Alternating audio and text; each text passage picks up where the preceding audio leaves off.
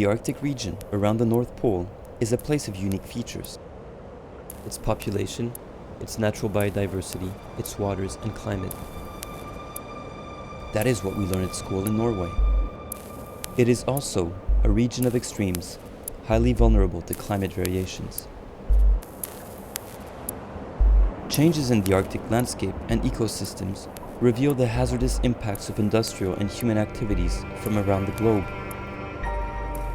That is why scientists have been paying close attention to changes in the region. Changes are occurring at the surface, but the atmosphere is changing as well, revealing interesting developments.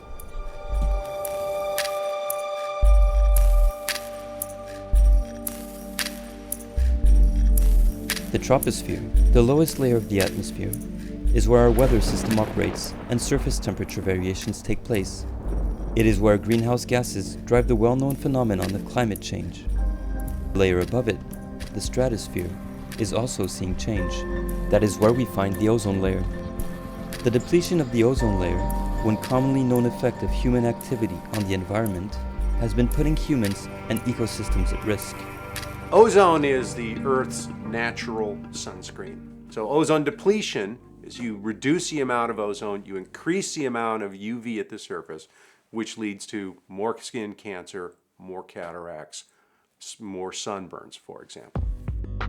The discovery of the ozone hole down south over Antarctica by British and Japanese scientists in the 1980s triggered action from the international community to eliminate the chemical substances that destroy ozone. The Montreal Protocol has effectively stopped the production and consumption of chlorofluorocarbons and halons worldwide, making the recovery of the ozone layer foreseeable in a few decades. Until then, some of these gases are still present in the atmosphere. These chlorofluorocarbons and halons have extremely long lifetimes, anywhere from decades to 100 years. And so that means they're going away very slowly. So we added, humans added a lot of chlorine and bromine to the atmosphere, and it's coming out very, very slowly. In spite of the decline of ozone-depleting substances, I heard nature's alarm sounding again in 2011. But this time, it was happening up north, over the Arctic. With a particularly cold winter that year, the Arctic region attained record low ozone levels. I decided to investigate.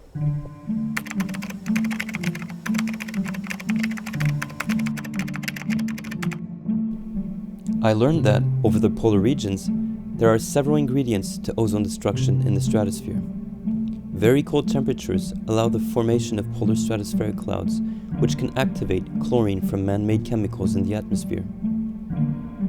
A powerful current of air, the polar vortex, confines the chlorine chemicals over the poles, where they rapidly destroy ozone molecules. These mechanisms are the same in both the Arctic and the Antarctic, but they differ in severity because of local weather dynamics and geographical conditions. In the northern hemisphere, because we have land masses surrounding the Arctic Ocean, we get a much more variable meteorological system. We have a kind of wave-like structure in the winds around the Arctic. That leads to more variability. It leads to the pole being, on average, warmer than in the Antarctic. What was it then that made ozone levels so low over the Arctic in 2011? Not far from home, at the University of Oslo, a group of academics have been part of a network that monitors and studies the ozone layer's development and atmospheric changes over the Arctic since the 1990s. 2011 was a very special year with respect to ozone. We had a very cold conditions in the stratosphere, and we have this heterogeneous chemistry going on, which leads to ozone reduction and ozone hole, more or less. And this situation lasts for a longer period than normal, so the chemical ozone reduction was taking place over a longer time. The long-lasting winter and polar vortex seemed to be at the root of the chemical destruction that year. Another thing I've learned is that the warming at the surface by greenhouse gases may be cooling the stratosphere, where ozone depletion takes place. When we have global warming at the ground, it actually gets colder in the stratosphere where ozone depletion takes place. And with lower temperatures in the atmosphere, especially in the polar regions, we will get more of these polar stratospheric clouds and hence more ozone depletion. Researchers also found that chemical ozone loss was not the only explanation to the low values observed. This was a work we did together with a large group of people from other countries. We were a little surprised that the dynamics had such a large impact on the loss we saw in 2011.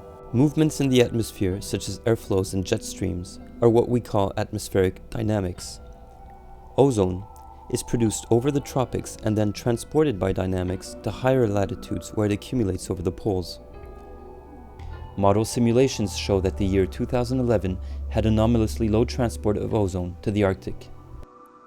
Scientists have concluded that the ozone deficit was caused by changes in the dynamical transport and chemical destruction by chlorine and bromine from ozone-depleting substances. If this is something which will be more regular, it will have consequences, both on ecosystems and maybe also for humans. Ozone layer protection and the changing climate are topical for the Arctic Council. Founded by the 8 countries that surround the North Pole, the Intergovernmental Forum keeps the region's environmental issues under careful surveillance. More than 20 additional non-Arctic countries and organizations participate as observers. Arctic ozone depletion is of global concern. A large depletion over the Arctic spreads out, lowering ozone levels across the entire northern hemisphere. Along the 50th parallel, where we find cities such as London, Vancouver, or Mongolia's capital Ulaanbaatar, some of the strongest levels of UV radiation have been observed since the ozone layer is monitored. The registered incidence of skin cancer increased several times. What happened in 2011 over the Arctic and its possible implications started to make more sense. With changing dynamics and low stratospheric temperatures affecting the ozone layer, I understood why growing scientific attention is turning to the effects of climate change on ozone distribution, and in particular in the Arctic, where snow and melting ice has been resulting in the rapid warming of the region.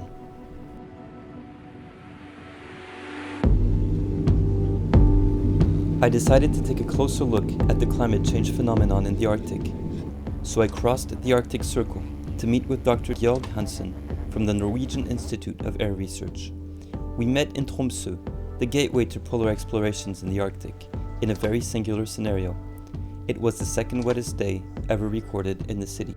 The importance of the Arctic for European weather has been acknowledged for many years or decades. And we now realize that global climate is very much influenced by what's going on in the Arctic. And things are changing extremely fast in the Arctic. So we can expect that this will have a severe impact on climate and weather at mid-latitudes as well. Sharp climate variations were kept in my mind while I hit the road through the fjords of northwest Norway to check how these changes affect locals. Kurt Ludvigsen, the third generation of a fisherman family, greeted me on the island of Sumarøy. We set sail with his father, who had just turned 70 that day. These waters have been experiencing changes, impacting also the fishing activity. The biggest changing we have realized 4 or 5 last years is the mackerel. That's normal habitat is in the North Sea, is coming outside North Cape, and no one has seen that before. The reason for the mackerel is coming so far north is according to the rise of the sea temperature. When I was smaller, as a youngster, I kind of remember it was more snow. Something happening, but I can't explain it. In 2012, unprecedented changes in the summer sea ice cover reached a record of 2.3 million square meters, 18% below the average in the 80s and 90s. At one point, 97% of Greenland's surface ice sheet was melting. Every summer, a group of students from the University of South Bohemia in the Czech Republic take an expedition on the Norwegian island of Svalbard at the heart of the Arctic, where they study the impacts of climate change on the polar ecology.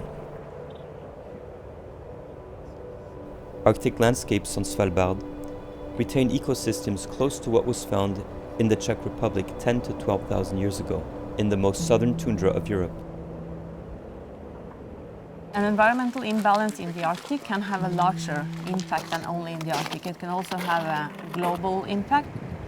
We have faced a very large temperature increase in the Arctic, larger than elsewhere, and this can have a dynamic impact on the weather systems and the transport in the atmosphere.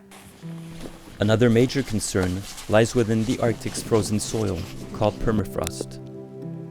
When permafrost melts, it releases carbon in the form of carbon dioxide and methane. The warming of the region could very well drastically increase emissions of these powerful greenhouse gases. Global warming is impacting the surface, and with it, changing our atmosphere.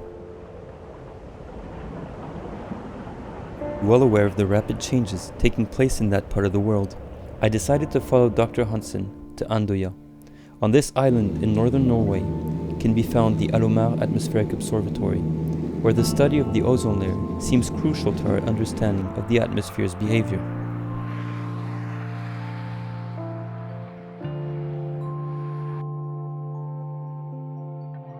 Researchers from all over the world come here to this location to do measurements of the atmosphere. We measure temperature, wind speeds, turbulence, amount of aerosols in the atmosphere, ozone content, and connect these things together to get a full view of what's going on with the complex system that is the atmosphere.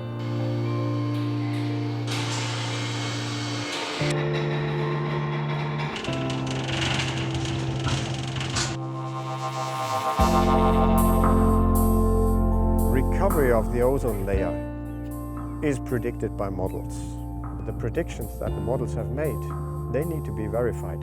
These models are not necessarily taking into account that the climate is changing rapidly. Having this combined effect of atmospheric chemistry influencing ozone and the whole atmosphere composition and dynamics changing due to climate change, that may give us very different results from what these focused models on ozone recovery might give us. The complete recovery of the ozone layer is expected to achieve later this century. I think we need to monitor the ozone layer at least until then to ensure the effectiveness of the Montreal Protocol. Since the beginning of its activities 26 years ago, the Montreal Protocol on substances that deplete the ozone layer has had direct beneficial impact on the climate system. The Montreal Protocol reduced the amount of chlorofluorocarbons, which are potent greenhouse gases. In addition to helping the ozone layer, it really greatly helped the climate change issue. Recent discussions about curbing the use of hydrofluorocarbons, HFCs, used as substitutes for ozone-depleting substances in refrigeration applications, also point in the right direction. It is a greenhouse gas in the same way as CO2 and methane and so on. So if we get too much HFCs in the atmosphere, that will have a global warming effect. So for that reason, we should try and phase out also the HFCs. There is a major concern that the increasing presence of greenhouse gases in the atmosphere could backlash, particularly if the substitutes for ozone-depleting substances are powerful greenhouse gases. This understanding has led to a growing consensus that climate and ozone studies should be coupled. We definitely should couple these studies because there are feedback from one to the others. The ozone will have an effect on the climate, and climate will have an effect on ozone distribution. The whole atmospheric system, the climate system, is changing dramatically. And as the ozone layer and the stratosphere are an integral part of the global atmosphere, there will be effects of these other changes on the stratosphere and on the ozone layer. And we are trying to see if we are able to understand all the changes from all different kind of processes, because we want to have a healthy atmosphere which is developing in a way that is sustainable for human and ecosystems. What people often do not realize is that the ozone layer is a very special feature of the Earth's atmosphere. And it heats up the atmosphere in this layer, and that makes the atmosphere much more stable than, for example, on Venus or on Mars, where there is no ozone layer.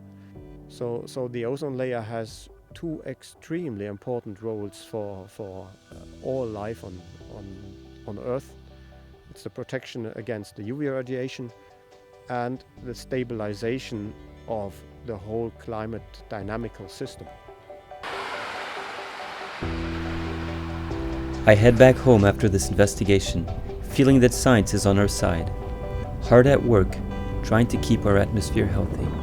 But change is happening rapidly. Mobilization and action are still needed in order to ensure the ozone layer's recovery. It stabilizes our climate regime. It protects life on Earth.